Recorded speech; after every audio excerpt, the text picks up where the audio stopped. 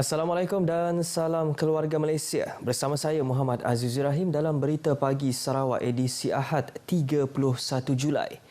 Kementerian Kerja Raya menyeru kontraktor yang mengendalikan projek hospital-hospital di negeri ini untuk menyiapkan kerja-kerja pembinaan mengikut jadual yang ditetapkan dalam kontrak perjanjian.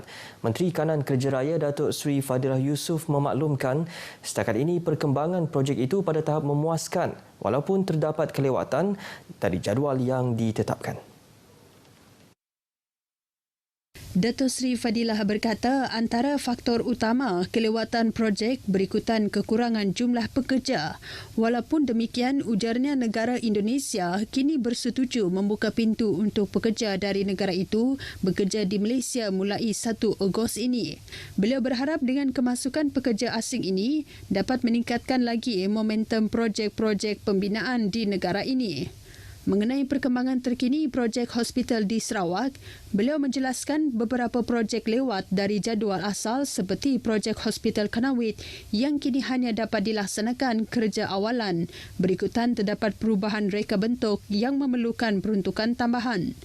Projek pembinaan hospital lawas pula katanya setakat ini lewat 6% dari jadual asal dan juga bangunan tambahan di Hospital Miri kini 23% lewat 4% dari jadual yang ditetapkan. Walau bagaimanapun bagi projek Hospital Petrajaya selepas lantikan kontraktor penyiap, kini projek itu mencapai 26% seperti yang ditetapkan. Beliau menyatakan demikian pada sidang media selepas Majlis Pembukaan Pejabat Sekretariat Lembaga Jurutera Malaysia BM di Kuching dan pelancaran logo ulang tahun ke-50 Lembaga Jurutera Malaysia di Auditorium Jabatan Kerja Raya Sarawak Kuching. Sementara itu, Datuk Seri Fadilah memberitahu pembukaan pejabat BM di Sarawak penting untuk memudahkan lagi pelaksanaan projek di negeri ini selain sebagai platform untuk golongan kejuruteraan profesional di Sarawak dan persekutuan. Tambahnya, pejabat serupa juga bakal ditubuhkan di Sabah dan menyeru pengamal perunding kejuruteraan perlu lebih komited dalam memberi perkhidmatan yang terbaik dan profesional. Kerajaan Sarawak akan mengambil alih pengurusan Borneo Highland Resort selepas gagal dibangunkan seperti dikehendaki oleh kerajaan negeri. Menteri Pelancongan, Industri Kreatif dan Seni Persembahan Datuk Seri Abdul Karim Rahman Hamzah berkata keputusan menamatkan permit syarikat resort terbabit dibuat selepas 10 tahun tidak menerima pengunjung dalam jumlah yang signifikan. It has been there for so long, nobody is going there. Even the locals find it difficult to go down there. You see? Even you yourself down here, you want to go up there nak tinggal pun susah.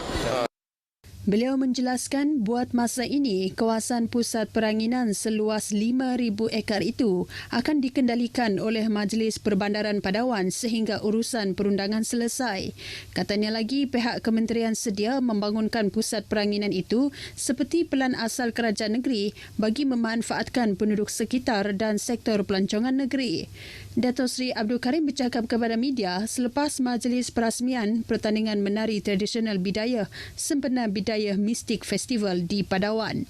Dalam majlis itu, beliau turut menyuarakan komitmen kerajaan untuk menyokong sebarang usaha membangunkan industri pelancongan di kawasan Padawan seperti Festival Mistik tersebut. Sementara itu, Timbalan Menteri Perusahaan Peladangan dan Komoditi Datuk Willy Mongin yang hadir pada majlis itu berkata, masyarakat tempatan harus membantu mempromosikan kawasan itu kepada dunia. Beliau percaya dengan pelbagai platform media, mereka boleh mempamerkan keindahan Padawan dengan gambaran yang positif. Penganjuran program berkaitan bakat disaran supaya kerap dilaksana. Timbalan Menteri Pelancongan, Industri Kreatif dan Seni Persembahan, Datuk Sebastian Ting Chuyu berkata, ia adalah usaha ke arah memastikan golongan muda di negeri ini, khususnya Miri, diberi pendedahan tentang bakat yang boleh diketengahkan. Ujar Datuk Sebastian, ia dapat dilaksana menerusi penganjuran program atau bengkel berkaitan sapek, seni mempertahankan diri dan masakan kuih tradisional. Selain itu katanya, bengkel berkaitan kraf berasaskan manik seperti loom beading dan ceramic bead serta bengkel seni lukis juga boleh diketengah sekaligus mengekalkan tradisi dan budaya masing-masing. Tambahnya, seni dan bakat patut diterapkan dalam diri anak-anak muda agar Miri kekal sebagai bandar mesra alam, kreatif dan inovatif untuk kunjungan pelancong dan seterusnya memajukan sektor pelancongan di Sarawak, amnya dan Miri khasnya. Beliau berkata demikian mewakili Menteri Pelancongan Industri Kreatif dan Seni Persembahan Datuk Seri Abdul Karim Rahman Hamzah pada perasmian program Bakat Kamik Kita di Miri.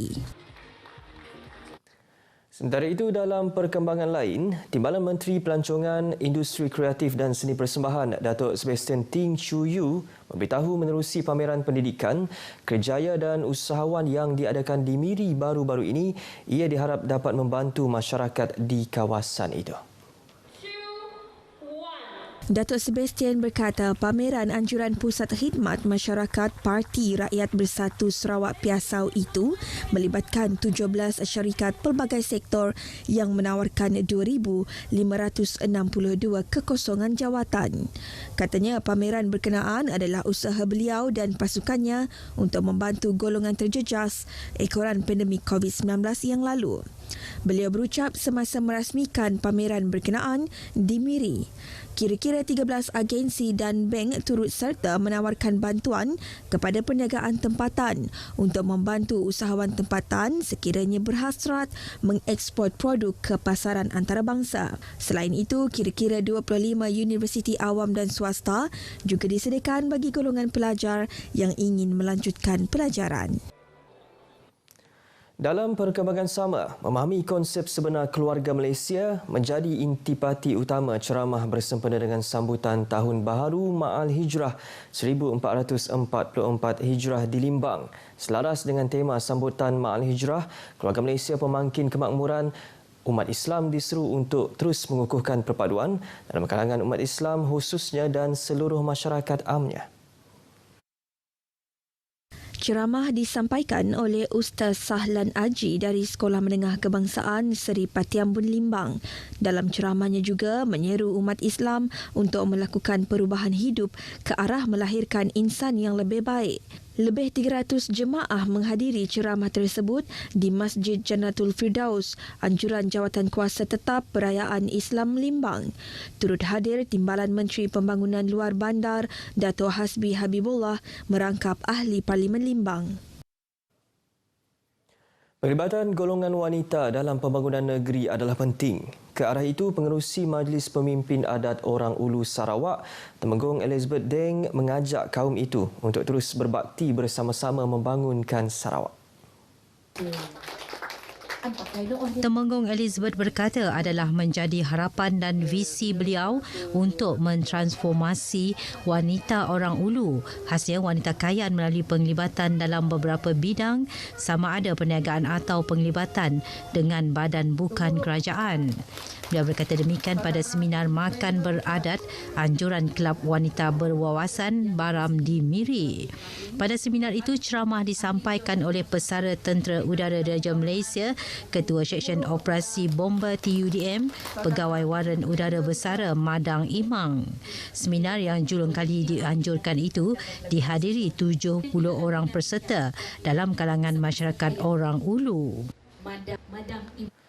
Kementerian Perdagangan Dalam Negeri dan Hal Ehwal Pengguna KPDN HEP Sarawak memohon bantuan daripada Agensi Kawalan Sempadan untuk mengadakan operasi bersepadu di kawasan sempadan yang menjadi laluan keluar barangan kawalan bersubsidi dari semasa ke semasa. KPDN HEP Sarawak dalam kenyataan media berkata kerjasama dari pelbagai pihak ini dalam mengawal aktiviti barangan kawalan yang melalui kawasan sempadan adalah untuk mengelak ketirisan. Kementerian tersebut juga berharap kerjasama erat antara agensi penguatkuasa dapat diperkukuhkan lagi bagi memastikan pengawasan ke atas ketirisan barang kawalan bersubsidi dapat dibanteras sekaligus membolehkan rakyat menikmati peruntukan yang dibelanjakan oleh pihak kerajaan. Antara barangan kawalan bersubsidi yang menjadi sasaran adalah minyak diesel, minyak masak dalam paket 1 kilogram, gula tepung gandum dan gas LPG. Dalam pada itu, KBDN HEP Sarawak telah mengadakan pemeriksaan di Pos Kawalan Sempadan Terbeduk Antikong bersama agensi penguatkuasa melibatkan Angkatan Tentera Malaysia, Polis Diraja Malaysia, Jabatan Imigresen Malaysia Sarawak dan Jabatan Kastam Diraja Malaysia Sarawak untuk memantapkan kawalan barangan di sempadan. Regata Saratok dikenali juga sebagai Regata Sungai Krian, salah satu acara tahunan yang mampu mempromosi sektor pelancongan daerah Saratok. Timbalan Menteri Tenaga dan Sumber Asli, Dato' Ali Biju yang juga Ahli Parlimen Saratok berkata, acara tersebut sentiasa mendapat sambutan daripada masyarakat, bukan sahaja daripada kalangan penduduk tempatan, malah pengunjung dari luar daerah Saratok.